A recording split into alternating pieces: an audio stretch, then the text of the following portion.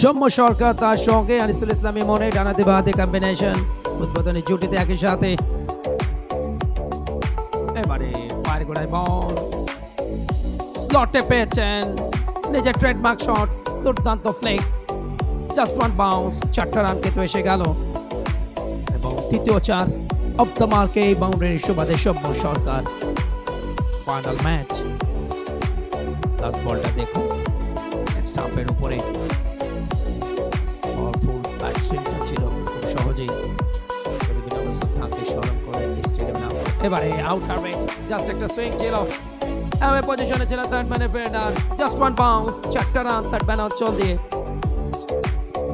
নিজের second boundary দলের চতুর্থ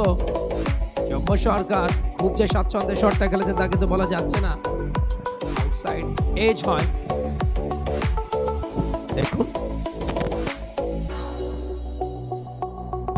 মাঠে পৌঁছে গেলেন সৌম্য নয় এমন আকারতে করলেন মিডিয়া ও আপেল আপেল আপেল স্ট্রেটার এখন প্রথম ইন্দ্রপতন তো সাফল্য এই টুর্নামেন্টে নাইম হাসান দেখুন অ্যারাউন্ড দ্য উইকেট ও এক্সেলেন্ট ডেলিভারি একটু টেনে দিয়েছিলেন